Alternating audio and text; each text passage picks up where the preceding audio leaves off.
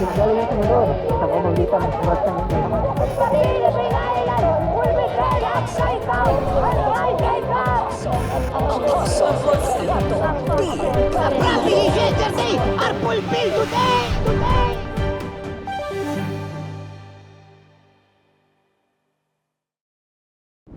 Bangon Bicolandia o Bangon Uragon.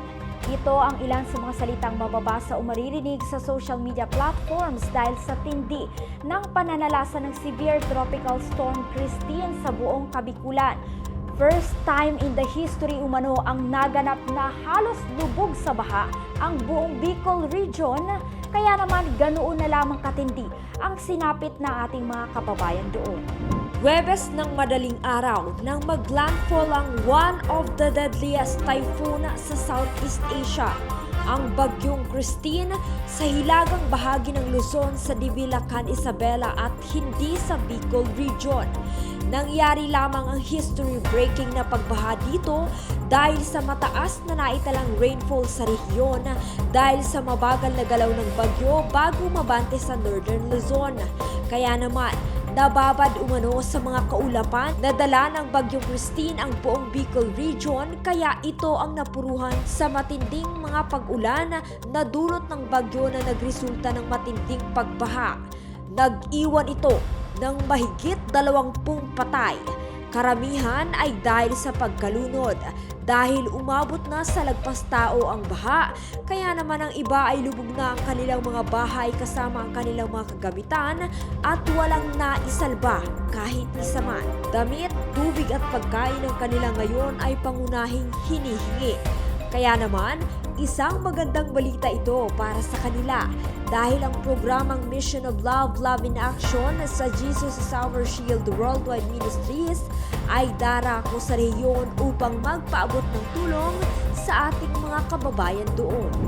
Di po kaila sa atin ng mga bagay na nangyari sa ating bansa na makikita po natin ay yung 2 buwang ulan, isang araw lang binuhos.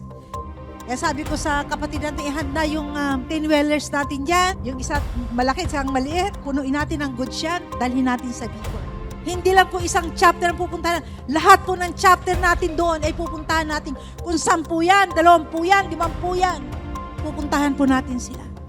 Para magpadama ng pag-ibig, pagmamahal sa kanila. At kasabay niyan, panahon na para anihin natin ang mga panalangin natin sa bayan na yan. Batangas man yan, Bicol man yan, Cavite man yan, glory to God. Ito na ang panahon na ipakilala natin ang Diyos sa kanila. At saka ano po yan? Wake up call ng Panginoon. Ako po'y naniniwala, ang lahat ng tao na nakaranas sa ganyang kalagayan, na nakapanood sa oras ng himala, ang tinawag nila ay si Jesus Christ. Dahil ang lugar ng Bicol, saturate po yan sa television and radio.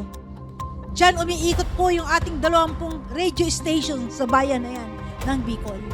Amen? Kaya praise God. Magalak tayo mga anak na apostol.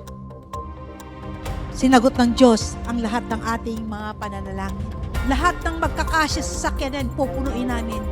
More than 1,000 na goods para dali natin sa bayan ng Bicol.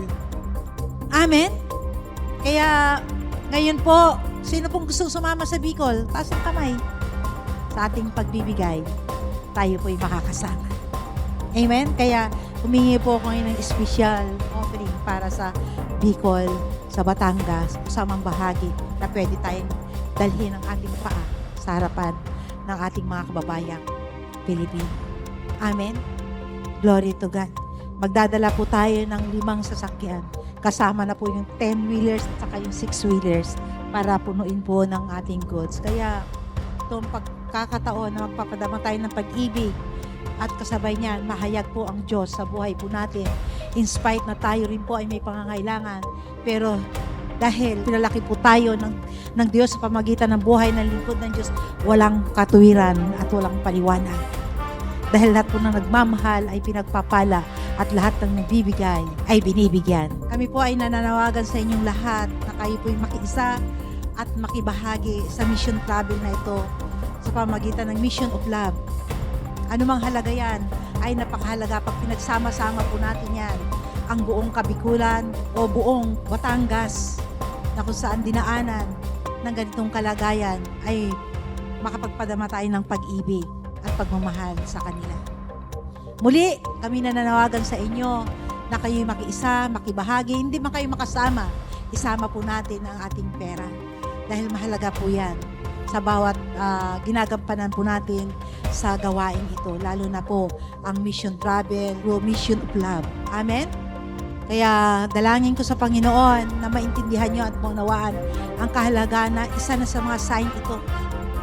Hindi po natin alam na biglang may darating na ganitong bagyo, malalakas na ulan, na walang tigil na ulan at hangin.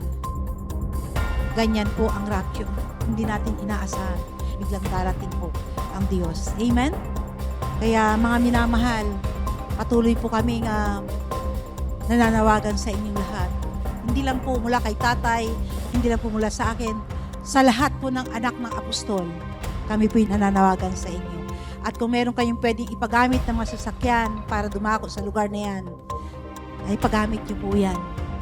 Beloved, once again, let us fulfill the greatest commandments of our Lord Jesus Christ, to love Him and to love our neighbor. Maging kabahagi po tayo sa pagbangon ng ating mga kababayan sa buong Kabikulan. Ito si Glyza Bariso para sa Victorious News. Walang kinikilingan, walang halong kasinungalingan, pawang kaligtasan lang.